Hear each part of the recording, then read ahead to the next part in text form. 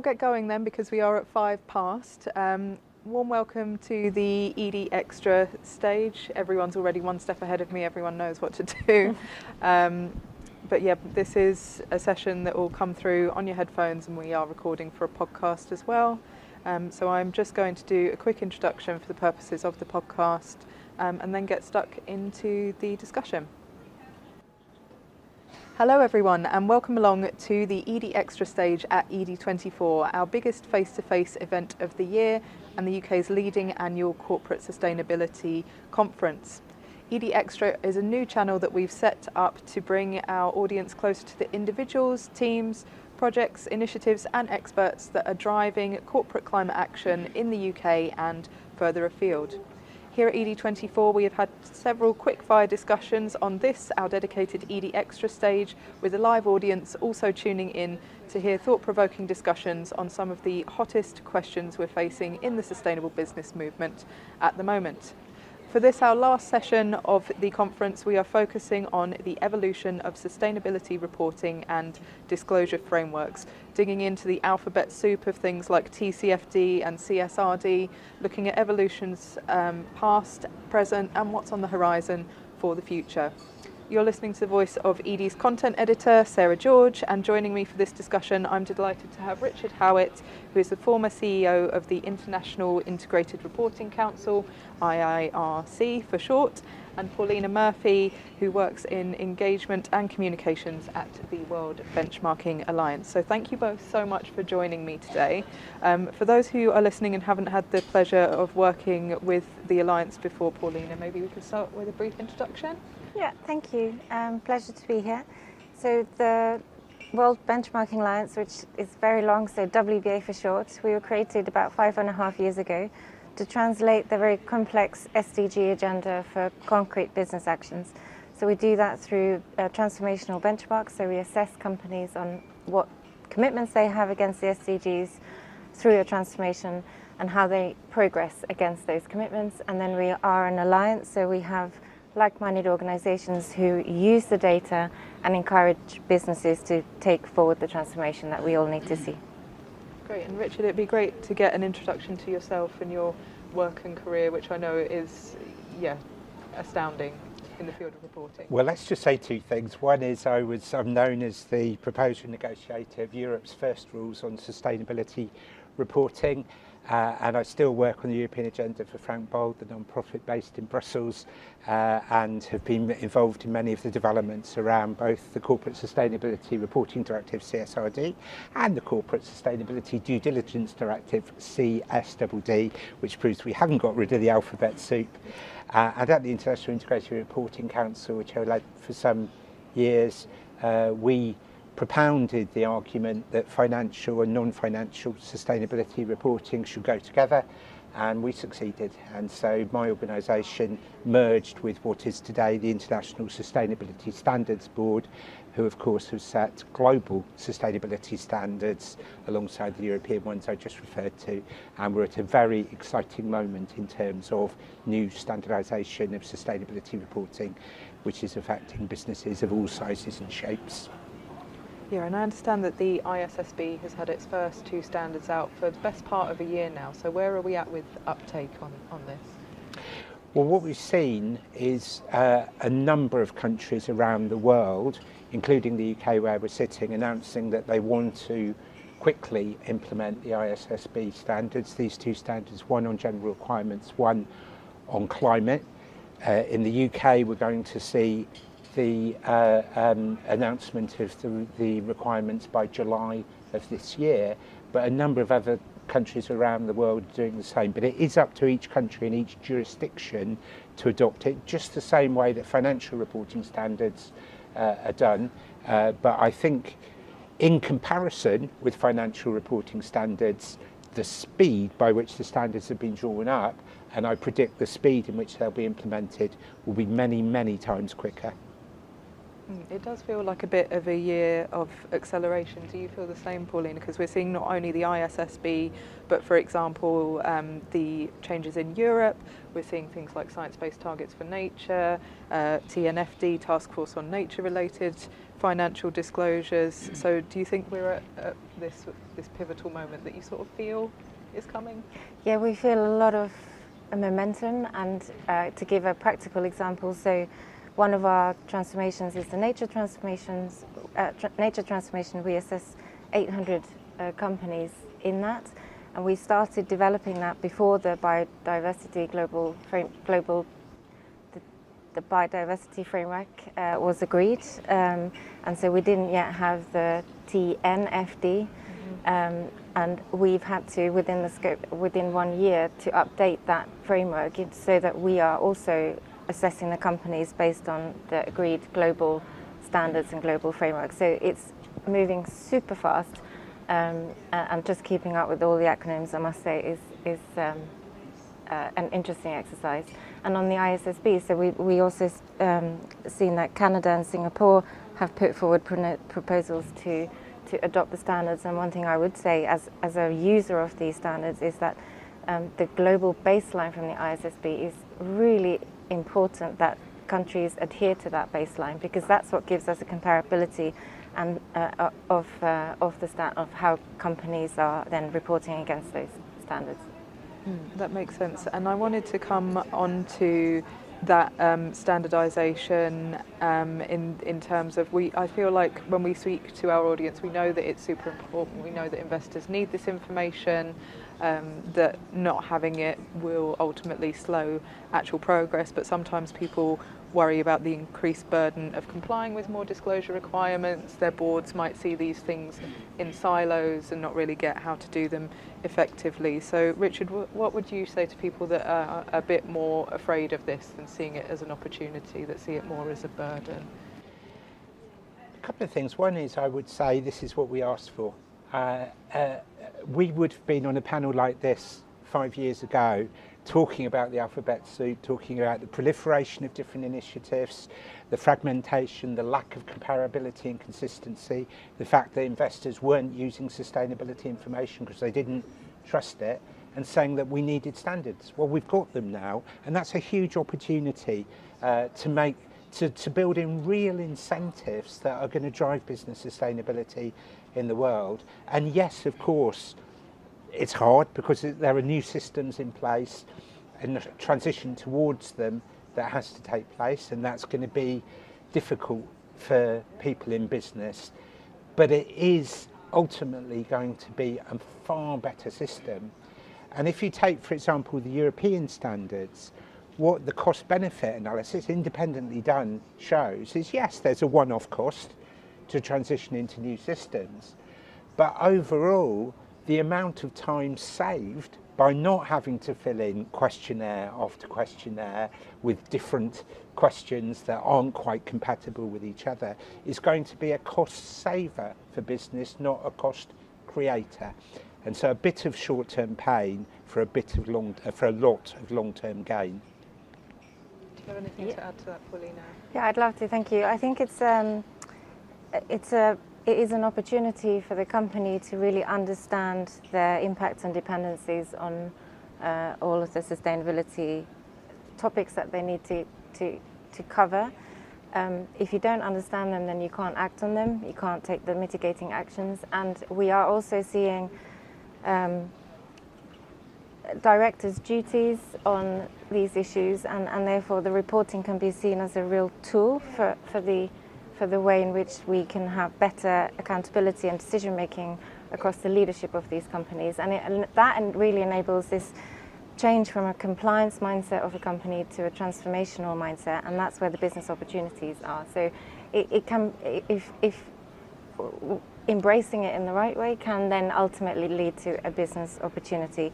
It's not going to happen in a day, but we are also seeing that there are many NGOs. We're one, but there are others. You know, there's a lot of guidance now on what are the priorities that companies should focus on to really look at their the risks and the opportunities in a holistic way, rather than focusing on siloed actions here and there. And I think that's the really important point about having these globalized standards, is that we get this level understanding of what we all need to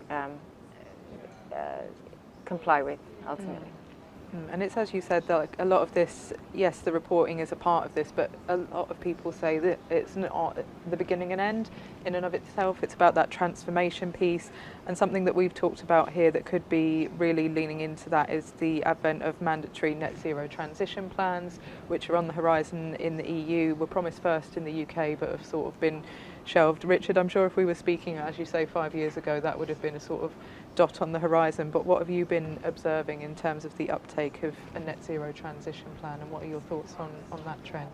I think if you take the last 2 or 3 years, coming to edie and talking with businesses generally, the whole concept of net zero has been so mobilising and so transformational itself for businesses. It's something that is clear, it's hard to do, I completely accept, but people understand the reason behind it, and the urgency of climate change, I think, has shouted out to everyone within the business community. And so I think it's seen, I compare it sometimes with the Sustainable Development Goals. The World Benchmarking Alliance is there to support as well. And I don't think the SDGs, sadly, have got quite as much buy-in, but I think net zero has got buy-in. But then the question is, not should businesses commit to net zero, but how should they actually achieve it? And that's where the climate transition plans come in. And I think there's been some really interesting work done by companies. I think there's an understanding that having shorter term transitional goals, not simply promising things for 2050, and being able to show step by step the progress towards it. I think there's been a lot of work done now at a very serious level to achieve that. I think companies now are much better in terms of understanding the challenges of value chain and scope 3. There's some really interesting models around that to me are credible, that companies are using, that means even if you don't have full information, that you can credibly be able to assess and manage emissions within your value chain. And perhaps, most of all, the Climate Transition Task Force that was actually established here in the UK has provided what I think people believe, and I believe, is the gold standard in terms of what a climate transition plan should and shouldn't include. And I think they've done a phenomenally good job. And so for anyone listening who accepts the idea of climate transition but wants to know how to do it, there's a great blueprint out there which you can use and which I definitely recommend. So when that first got floated in 2021, the government's intention was to mandate this by the end of 2023. Obviously that didn't happen, but I've been hearing this morning at ED24 essentially about how sometimes it's not that which forces change. Things can be done quicker, maybe through pressure from NGOs. So Pauliina, how do you see the role of the NGO in improving reporting to create like a cultural norm and a movement, even if there isn't that hard mandate, that kind of regulation and legislation? Yeah, this is really important. What Richard was talking about is so we see companies starting to report on their commitments to net zero. It's gone up. What we don't yet see is the specific how the actions that they're then taking, or how those how they're translating into time-bound commitments. And I think this is so reporting in itself, of course, doesn't lead always to action. It doesn't mean that we have companies transforming against those targets that have been set. And so we don't have a scenario where the leading companies are rewarded or the laggards are penalised. And I think this is where reporting should ultimately lead to accountability, and we've identified accountability and in its achievement as a collective process. So it's not just the companies working in isolation, but they need to feel the support or the pressure from the stakeholders with whom they engage. It could be the governments, although regulation comes at a later stage often, but often the investors can really have a good impact on the asking the companies to set those time-bound targets. We should see action from civil society organisations, from other stakeholder groups who are all part of this collective effort to ensure that companies transform. No stakeholder group works in a silo, and so this and only through this kind of collective process are we going to have these agendas as consequential to the success of companies, and that's what we need to see. I imagine a collective process is especially important in a year where there are elections in so many parts of the world, which are sort of raising questions about the implementation timelines and a lot of these things and what approach the next government will be taking. The big one being the Corporate Sustainability Due Diligence Directive, sorry for another acronym, CSDDD, in the EU. So this has started to go through in the EU just a few days ago, but it was watered down significantly in a sort of 11th hour last-ditch attempt to get it across the line before this summer's election. So, Rich, do you think that this is good, that this is across the line, or has it been watered down to an extent that we shouldn't really be celebrating? What's happening in the year ahead? It was watered down, but I'm celebrating. I knew John Ruggie, and I had the privilege of representing the European Union for all 6 years of development of the UN Guiding Principles in the UN Human Rights Council. And in the last phone call that John, we became friends, that John had with me, he said, make sure, he sadly died, make sure that this goes through in the European Union. I don't claim credit at all for that, by the way, but there was a whole movement of people pressing for this. And although it's only 5,000 companies in round figures, and it's going to be the next 5 years before this is fully implemented, the principles of due diligence that companies have to understand, identify and understand where major human rights and environmental risks exist in their value chain, and then manage that, and then transparently disclose that, and provide remedy. The great thing that has never been done on the UN Guiding Principles, which is access to remedy for victims, that remedy with civil liability provisions are included in that directive. These are all utterly consistent with the practice, what the UN Guiding Principles say, and by the way, with what the soft law OEC due diligence guidelines say. And in the long run, you put that together with the California Supply Chain Act, with the Modern Slavery Act here in the UK and also in Australia, with the Norwegian Transparency Act. The whole concept of companies undertaking human rights and environmental due diligence is becoming mandatory and will become the norm for companies.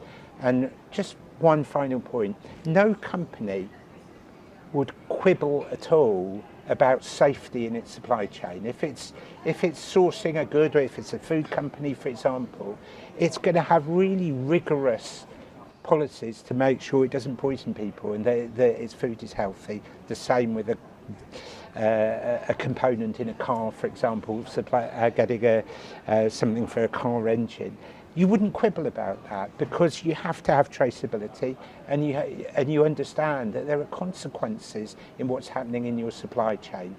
This simply broadens that principle out to treating people with respect and fairness, and recognising that there is an environmental impact from your supply chain. And one of the reasons this was got through at the European Union level is because so many people in business were championing this and wanted to see it. And you have politicians saying, we want to protect the competitive our business and we're not sure about this. And then you have businesses themselves saying, actually, we want this. And that's one of the reasons it went through. Any closing thoughts on CSDDD from yourself, Yeah, Pauliina? we definitely should celebrate it. It captures the largest, most influential companies that are operating in Europe. That means that their supply chains also have a ripple effect across the globe. So this is only the beginning of other companies understanding what they need to do. So It may not have had the big scope that was anticipated at the beginning, but it's still going to have huge implications. And yeah, we are definitely celebrating. Great. Well, I think it's always nice to finish on a positive note. We're fresh out of time for this session on the Edie Extra Stage, so please do join me in thanking our expert speakers, Richard and Pauliina, for their insight and their time and advice today. Thank you. That's it for Edie Extras live from Edie24, but the team will be back for more conversations and discussions virtually and in other locations. So be sure to check out our website to access our new Edie Extra channel. It can also be found by searching Edie Extra wherever you get your podcasts. We are going to be on SoundCloud, Apple, Spotify and Google. So until then, thank you and goodbye.